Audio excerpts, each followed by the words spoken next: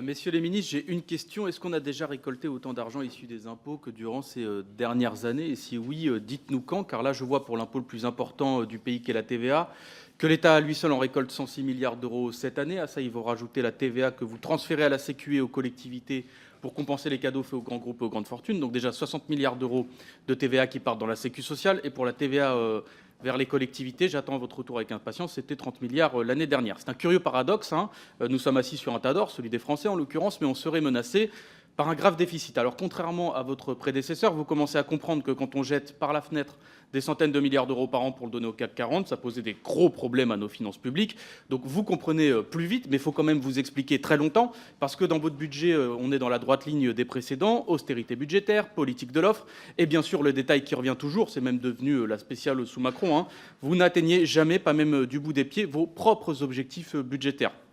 Et non seulement vous vous noyez budgétairement, mais en plus vous vous accrochez à la manche des collectivités locales qui, elles, contrairement à vous, quand même, rendent leur budget à l'équilibre pour les faire couler aussi. Vous leur annoncez un effort de 5 milliards d'euros. Moi, dans le budget, je vois 6,5 milliards d'euros de coupe pour les collectivités, avec toutes les conséquences d'ailleurs désastreuses pour elles et pour les habitants que tout cela engendre. Et puis, s'agissant de nos services publics, je ne veux pas être méchant, hein, mais dans les têtes de ce gouvernement, il doit manquer 2 minutes de cuisson. Si vous pensez pouvoir nous faire croire que, je cite M. Barnier, l'école restera la priorité, fin de la citation, et de la blague, alors que vous supprimez littéralement 4000 postes d'enseignants dans le projet de loi de finances. Je veux néanmoins saluer, monsieur le ministre, votre effort comique quand vous posez avec une sincérité assez désarmante, hein, je dois vous le dire, votre question, je cite, « Pourquoi un bon budget serait un budget en hausse ?» Là, je ne sais plus quoi vous dire, monsieur le ministre, juste ça devient difficile de vous sous-estimer. Fort heureusement, vous n'avez aucune majorité dans cette Assemblée. Vous serez battu. Un autre projet de loi de finances est possible, une loi de finances qui partage, qui protège nos services publics et qui prépare la transition écologique.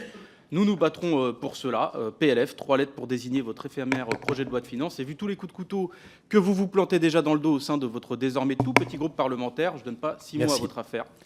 À mon avis, le temps est compté pour vous.